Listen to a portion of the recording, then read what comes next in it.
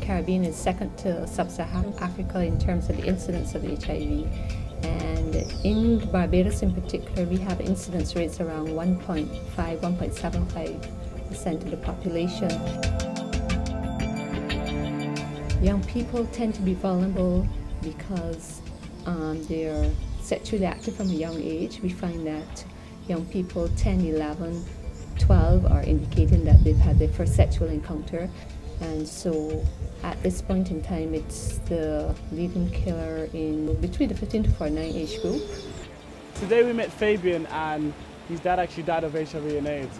Basically, my dad would have contracted the virus. I think he did somewhere in the 90s, I'm not exactly sure when, but we would have lost him to the disease in the year 2000. It was, a very, very difficult time for the family. Everything that HIV/AIDS tackles today, stigma, discrimination, condomization, getting tested, I had first-hand experience as a little boy, a teenager, going through all those things.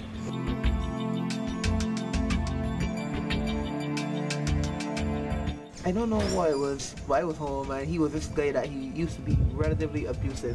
He would beat up on my mom and he would beat up on me and my sister. And one day he slapped at me and I ducked. And when I ducked, his hand hit the window and the window broke. So when the window broke, his hand started to bleed. And he shouted at me, he's like, move her around here, move her around here. And I found it to be very strange that, his hand started to bleed, he shouted at me. And then like a few days later, my mom told me that she found out that he has the virus, and then we went and we got tested just to be sure, that we were okay, and we were, and that type of stuff. And that's how I found out. So yeah, that was relatively shocking.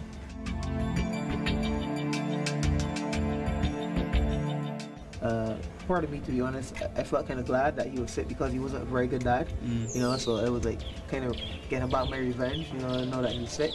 But then, even though that was the personal experience that I had, I didn't want people to tease me about my dad.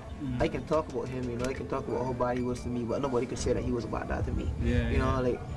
But that's what people would do. People would come around and they would say, you're never going to be any good, you're going to be just like your father, you can't learn anything. And I had to go home, deal with the situation I had to deal with at home, come school, I hardly used to get any homework done because I couldn't concentrate and that type of stuff. And somehow, with the grace of God, I was still able to learn very well, to excel in school.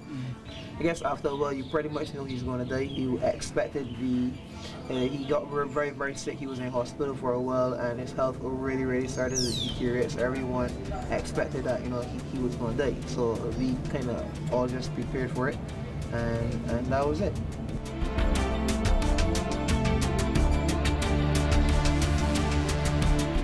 There are people that I know that would have had, parents or friends or cousins who went through the same thing, and they don't want to talk about it because it's something that makes them feel ashamed. They don't want to let people know that they're associated or affiliated with anyone who, has the virus. I think the focus now needs to be more on channeling our activities into something that creates a behavior change, so that people just doesn't have the information, but they take the information and do something with it.